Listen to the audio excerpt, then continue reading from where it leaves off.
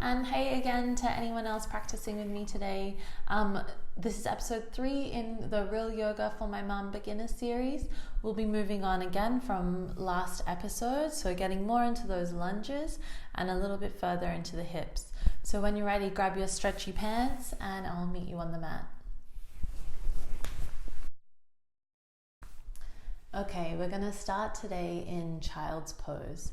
So when you're ready, take the knees as wide as the yoga mat. The big toes are touching, the tops of the feet flat on the floor. And then begin to walk the hands forward like a little stretchy cat. And then melt the heart towards the earth and the forehead comes down. Try to keep some weight in the sit bones here as you send the hips back towards the heels. And we'll just relax the forearms down to the mat. Keep the fingers spread wide. And when you're ready, we'll just come into some deep breaths. So inhaling deeply in through the nose. And exhaling to let go.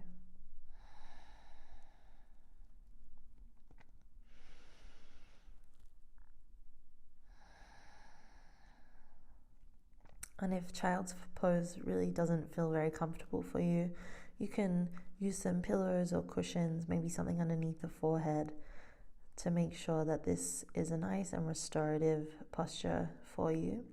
Because as a beginner, there are a lot of times when the teacher will tell you to come into downward facing dog for a rest.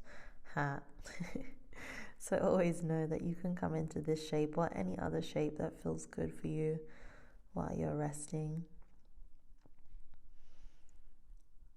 All right, so take some more time to take a few deep breaths. Really coming into the shape and into the space. And if it feels good, maybe you rock this forehead gently from side to side. I know it's winter in Australia, my hometown. And winter is a time, I think, across the world where people start to pick up a few bugs. So if you're funny in the sinuses at the moment, this will feel good.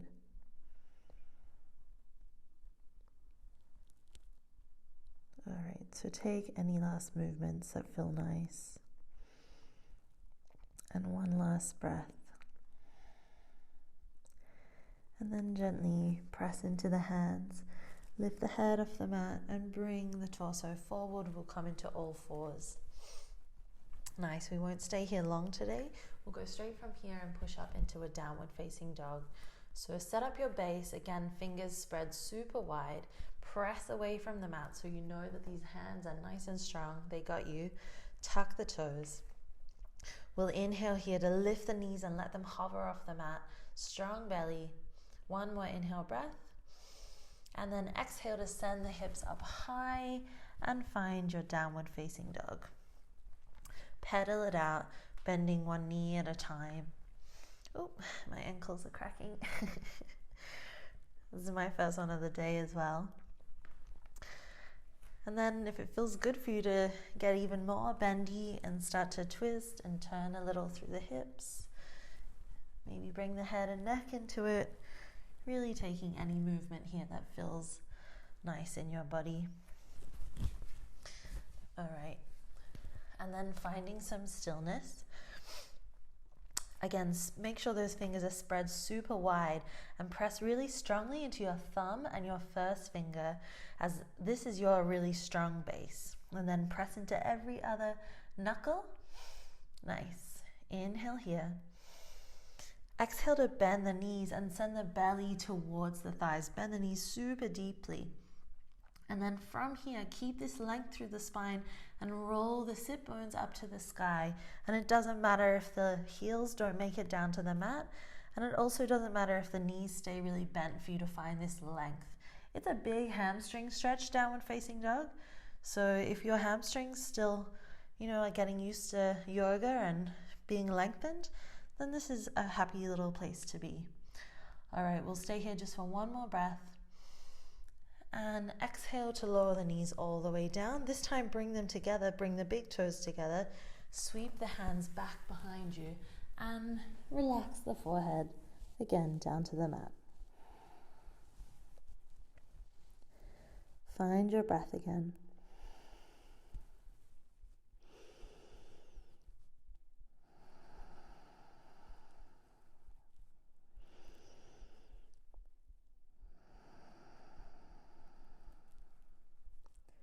Really relax the shoulders down to the mat. Close the eyes. Downward facing dog is probably one of the most common yoga poses, sort of the one that everyone knows, whether you do yoga or not. But it's actually a really tricky pose. It's my favorite pose because I always find something new in it. But do not despair. I know that as a beginner, downward dog is full on, so give your body this time to relax and rest. It's very stretchy through the whole body and it's really strong on the wrists. So it's okay if those parts of you are feeling it. It's fine. But lucky for us, we're going to do it again. So start to send the hands forward. Spread the fingers wide, hands are shoulder distance apart. Lift the hand, shift forward through the torso, tuck the toes, and again we'll send the hips all the way up high, downward facing dog. All right, we won't stay so long this time. Press into the left heel and inhale to lift the right leg up high. This is called three-legged dog. Point and flex the toes at the same time. My favorite yogi calls this one floint. So floint the toes, inhale, and then exhale to squeeze the knee in towards the chest and step it all the way up in between the hands. Drop on the back knee. All right, and if your foot didn't make it in between your hands, you can help it to get there. All right, so same as last week, front knee over front ankle. Find this strong alignment. And again, choose to either have the back toes tucked or the back foot flat on the mat. Yogi's choice. When you're ready, we'll inhale to roll up and bring the hands to the waist. And exhale to sink a little further. Nice. Inhale, lift the chest, roll the shoulders back. And exhale, sink. Find this low lunge. Beautiful.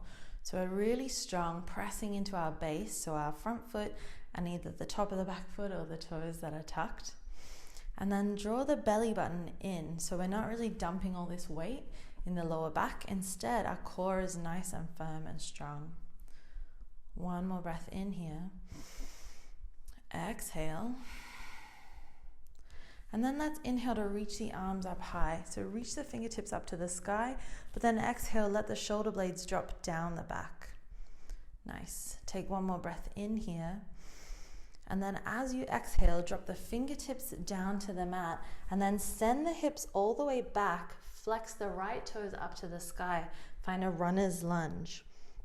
So in runner's lunge, you don't have to have this super straight front leg. That leg can be really bent. I promise you, as long as you lengthen through the spine, you're still going to find a stretch in the hamstring muscle. So find this length. Again, if your fingertips don't touch the mat, you can grab something to bring the earth up to meet you. All right, one more breath in, lift the chest. And then for this last exhale, everyone drop the head down towards the leg. And I say towards because, everyone wants to do this face planting thing for some reason. It's really not necessary. As long as you can stretch and you can breathe, you're doing it right. All right, one more breath in. And then exhale to press into the front heel, roll the foot forward. Nice, so we're back in this low lunge. From here, press the left hand into the mat, so directly in line with the right foot. And then take the right hand to the right shoulder. So the fingertips grip the shoulder. And like we did a couple of weeks ago, use this to roll the shoulder up to the sky and then send the fingertips up to find this big open twist. You can look up to the top hand if that feels okay for your neck, or you can look down towards the earth. Try not to let the head and neck just chill out, but instead there's some integrity from the base of the spine all the way to the crown of the head. One more breath in here. And exhale, let's take that hand all the way down to the inside of the right foot. Start to walk the foot to the outside edge of the mat. All right, so both hands are inside the leg. Cool. So the right toes are pointing forward, and then squeeze the right knee in towards the right shoulder. Beautiful. Again, try to lift the chest, lengthen forward through the spine. This is a lizard variation, lizard pose, and this is a really big one for the hips. So if your hips are screaming at you, then yes, this is correct. All right, again, it's really handy here if you've got something to lift you up, if this is really super duper intense. As a beginner, I would suggest to stay here, but if you're someone who's been practicing for a while or you have really juicy hips, you can try to come a little further down to the mat, coming onto the forearms. What I don't want to see is this really curvy spine. So try to keep this length through the chest. Nice. And then keep squeezing that knee in, toes pointing forward. If you've come down, start to come back up again. Everyone take one more breath in. And then tuck the back toes, lift the back knee. On an exhale, send that right leg all the way back up to three-legged dog. And then exhale, bring it all the way back down. Nice. All right, from here, take again your twists and turns, bending the knee, shaking the hips around a little, just finding whatever feels nice. All right, we're going to have a rest in downward facing dog. So, as you know, if this is not a restful pose for you, that means that you can come down to the knees and find a child's pose. So wherever you are, make the right decision for your body. Maybe you've got a bit more energy, a bit more stamina in you today, and you want to stay in downward dog. Good on you. But if you're like me and you're having a lazy day, I'm going to stay chilling out on the floor.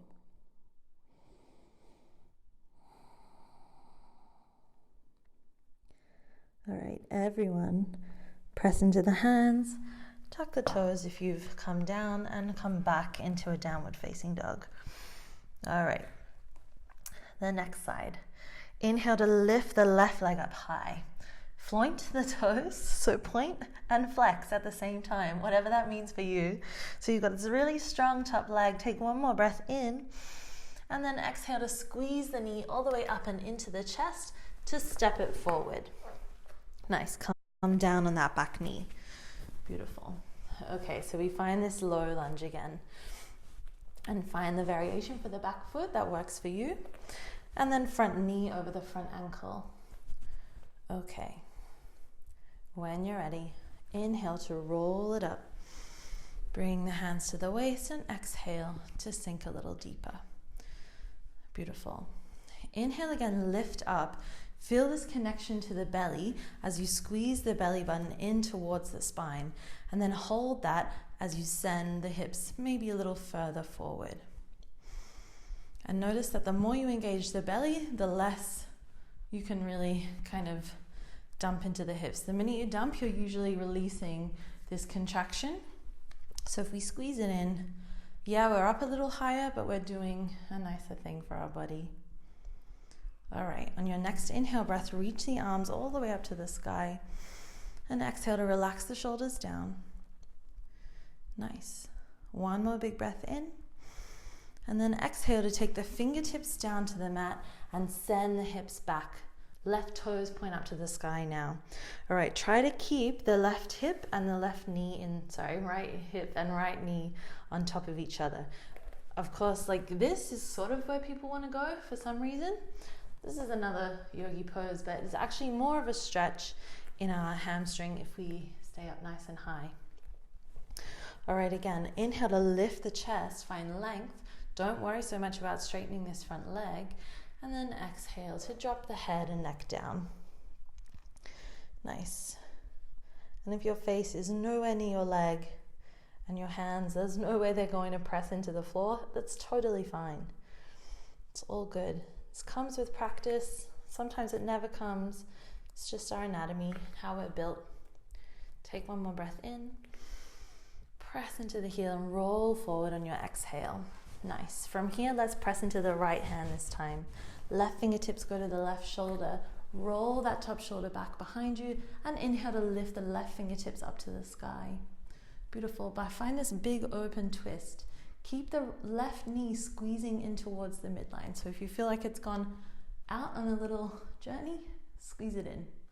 One more big breath in here. And then exhale to bring the left hand down to the inside of the left foot.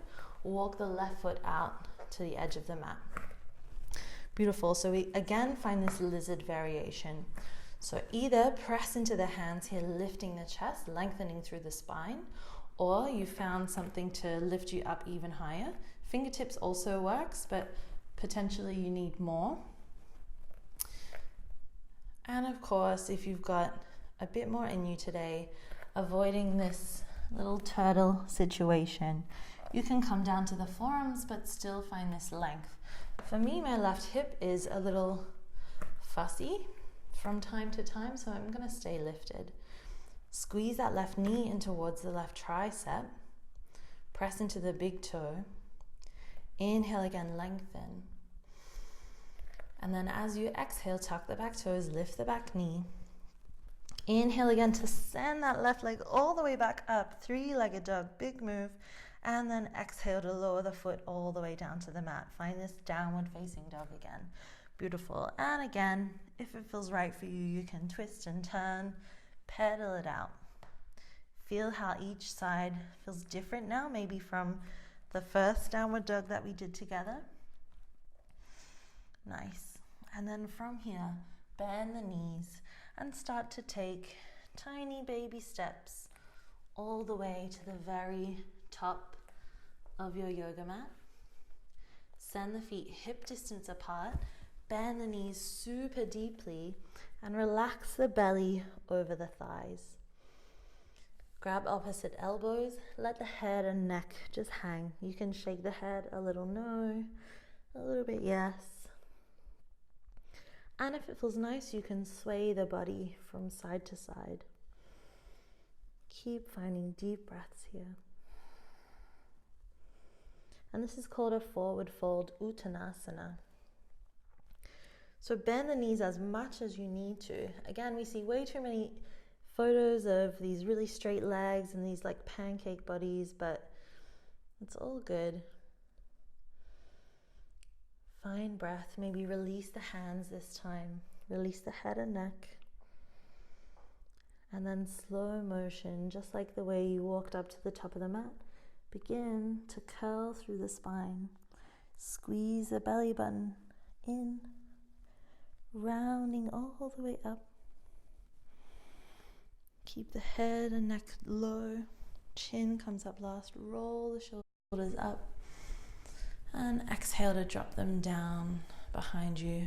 Send the palms forward to the front of your mat. Keep the eyes closed. Take one more breath in. And exhale again to roll the shoulders back and down. Feel yourself grounded in this pose. Tadasana or mountain pose. Feel every part of your foot that's touching the earth. Bring the awareness to the arches of the feet, where the feet lift off the mat, and then feel that lift travel up the shins into the kneecaps, engaging the quads. Squeeze the belly button in gently. Inhale to lift the shoulders up to the ears, and exhale again to roll them down and behind. Palms face forward. Lift up through the crown of the head, tuck the chin in slightly, keep the eyes closed here. Bring both hands together at the heart. Bow the chin to the chest in a gesture of gratitude for coming to the mat today and practicing with me and with a few other people that have found these videos. And then inhale to lift the chin and open the eyes. Thanks guys, I hope you enjoyed it, and I'll see you next time. Namaste.